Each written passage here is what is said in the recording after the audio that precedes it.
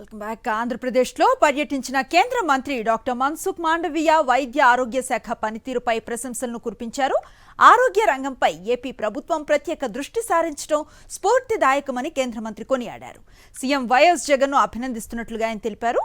ఈ విషయంలో కేంద్రం తరఫున సంపూర్ణ సహకారాన్ని అందిస్తామని హామీ ఇచ్చారు.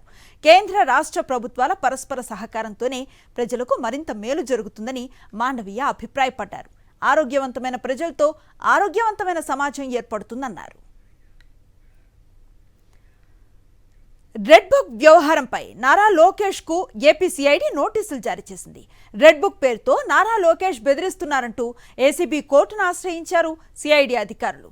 కోర్టు సూచనల మేరకు లోకేష్ కు వాట్సాప్లో నోటీసులను పంపారు.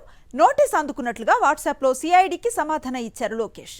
అటు ఈ కేసు విచారణను ఏసీబీ న్యాయస్థానం ఇప్పటికే జనవరి 9వ తేదీకి వాయిదా వేసింది.